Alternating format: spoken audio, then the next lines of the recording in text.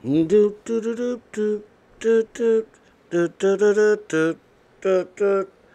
morning, good afternoon, good evening, family. I want to welcome to the Mental House with me, your host, Khadija. I really want to play this shrink. I mean, this shrink. This clip that I got actually from a sub, actually a channel that I'm a subscriber to, which is the Midas Touch. This clip is really interesting because I loaded up, and I think I'm going to do another flashback video and load it up, where in 2015 there were about 6 to 10 psychiatrists and therapists and mental illness professionals, I mean academic wise, that were made to be quiet during Donald Trump's first run for the presidency because they didn't want to expose his mental illness or the capacity of his his diagnosis or prognosis, pretty much, of his state. So now here we have from the Midas Touch. These are two other gentlemen. One of them by the name of John Gardner, and the other one is Harry Siegel. And actually, it is very interesting what they had to say. And this is, well, let me shut up and let y'all hear it. John?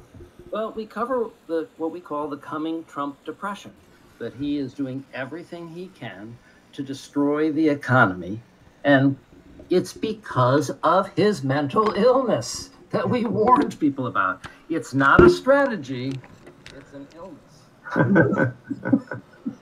Speaking of information, you and I have been giving, along with other mental health professionals, a lot of information to the public about Donald Trump's psychopathology. All right. Here is that viral lift and tight serum that everyone's been raving. His capacity. Oh. In the world economy, people are starting to maybe reconsider. What's very interesting to me is that one of the Canadian politicians, I don't know if this was in their parliament or in some other context, actually cited our book, The Dangerous Case of Donald Trump. Well, it's not just mine, there's 27 contributors, but edited by Bandy Lee. But this book did get a lot of impact when it came out. We know that John Kelly bought a copy of it secretly, remember, to try to understand Trump. And he said this was the first thing that really explained Trump to him. Listen to what this Canadian politician has to say about the book. Trump's repeated comments about annexing Canada and his actions reveal a sociopathy that was described in detail in the 2017 book, The Dangerous Case of Donald Trump. In it, 27 psychiatrists and mental health professionals made it clear that Trump is a sociopath who poses a threat not just to the U.S., but to the entire world. Some of the assessments of Trump's personality in the book include the following, and mind you, these are assessments made by professionals who work in the area of mental health. Trump is an impulsive, immature, incompetent person who, when in the position of ultimate power, would easily slide into the role of tyrant. His sociopathic characteristics are undeniable and present a profound threat to democracy. He is profoundly an evil man exhibiting malignant narcissism. And if left unchecked, his pathological narcissism could lead to World War III. I would encourage members of the media who haven't looked at this book to please take a look at it and get a real look into the kind of person that Donald Trump is, if you don't know already from the insanity that comes out of his mouth. To our political leaders, I say Canada cannot engage with him as we do with other normal leaders. He has shown himself to be an enemy to Canada, and we have to treat him as a clear and present danger to our country and to our allies. And to the Canadian media, I say, begin telling the story of the fascist sociopath occupying the White House using that language so that Canadians in the world know the very real danger he presents to peace and stability. And whose language was he quoting there, John? Well, there was one quote from me, yes, and that he quoted there. But this is very exciting. This is what we tried to avoid. But now that it's really happening, now that we really have a mentally ill, demented president, okay, people are starting to call it out for what it is, because it's the only thing that explains what is happening. Well, I'm very excited to introduce our next guest. Y'all hear that? It's the only thing that can explain what is happening at the rapid rate. I think, and a lot of y'all don't want to hear me bring up Farrakhan when it comes to leadership. But he said it, I think, in 2015. But right, before they kicked him out of YouTube. But he said, if we're going to vote for Donald Trump, we're going to go to hell in a handbasket. Now, that was the first time. Okay? What Donald Trump, and the way he said it was like, Donald Trump, he didn't even say it in the sense like this is a normal man. I'm serious. His insight was more or less like, whoa, you dealing with something that's beyond the social and the psychic of most people we've dealt with. So at least that's what I took it. Okay, and I don't have the clip right now because it was on an Alex Jones show. However, again, I think Midas touch for that click and that clip, because it's real important that everybody start calling out what most people that are intelligent and that have enough common sense, any sane and rational person knows that we dealing with a psychopath. And here's the thing. For me, because you see the world is crumbling around us, you don't get the luxury of saying, oh, well. I thought that at one time. But it's almost like that book by Dr. Seuss, when they were going to destroy the town, and they at a certain time the mayor told everybody to make they self be known because they were on this speck, and this speck was saved. And instead of them having this little speck demolished, the mayor of that little town, it's a real interesting metaphor, told the residents, said, y'all, I want to hear y'all make noise. Well, not just in this exact language, but pretty much. At 3 o'clock, I want everybody to make they self heard. Open your doors, open your windows, and I want you to yell out of them, I am here. I'm here. Well, everybody in the town was doing it, and it wasn't loud enough, so Horton told the little speck, listen, they still coming because they can't hear nothing. Y'all gonna have to make a louder noise, so you can have your voices heard. Well, the mayor couldn't believe that all the people were yelling out from the top of their lungs, but they still wasn't recognized or they still wasn't seen. And he decided to personally go through all the village and all the houses and find out if everybody was actually yelling as loud as they could so they could be noticed. This is Dr. Seuss in his wisdom, okay? And while he was going from house to house, door to door, to see if everybody was on code, as we say, he went to one house and found just one little person. And this little person was jumping rope, watching TV, having snacks, He wasn't thinking about yelling with all this noise going on around him. And when the mayor witnessed that, he said, our town is about to go under. Do you know what's going on? They're about to demolish us because they can't hear us. Our voices ain't being heard. And so a lot of y'all remember that book. You read it when you was little.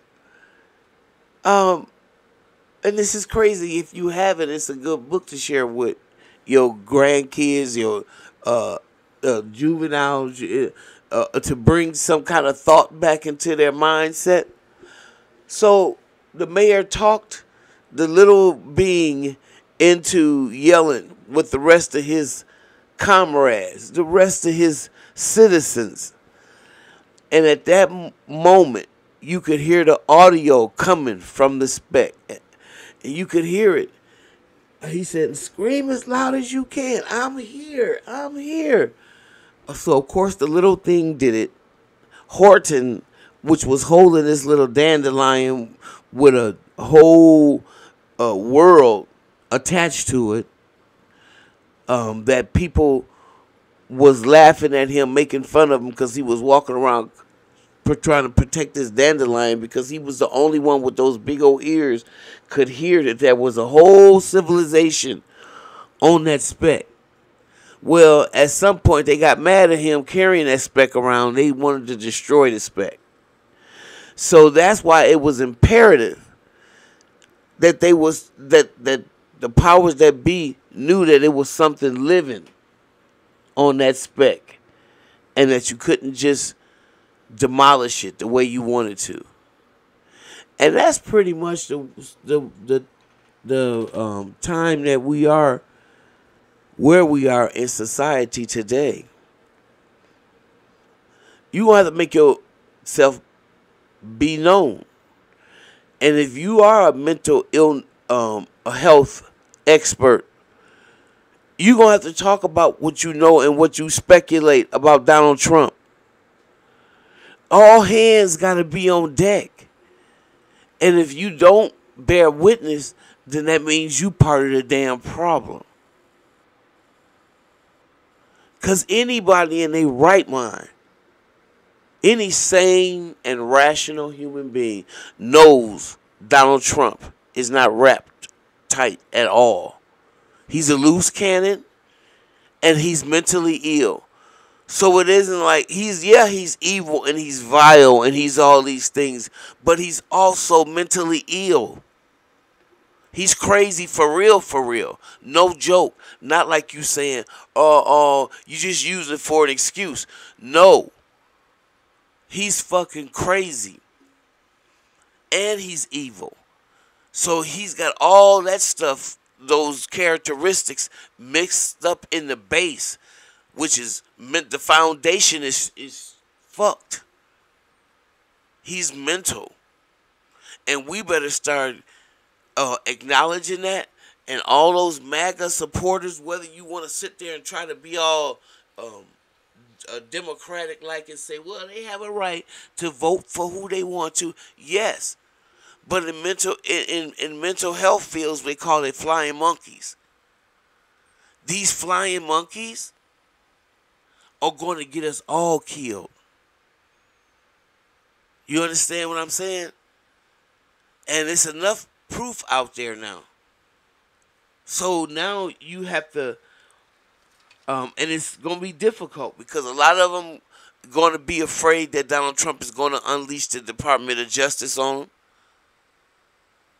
But you should have stood up before. I don't know what the mandate was, but as it stands, either you going to do it now or this country going to go up in smoke. It's going to go down in history as one of the most stupidest empires. But like the rest of them, they were brought down from within. Not from without. From within. And it's something to think about. So again, I thank the Midas Touch for that clip. And that John Gartner and Harry Siegel for orchestrating just that little clip about Donald Trump's mental illness. And I want to know what y'all think about it. Do y'all think he's normal? And that this is just a normal playbook?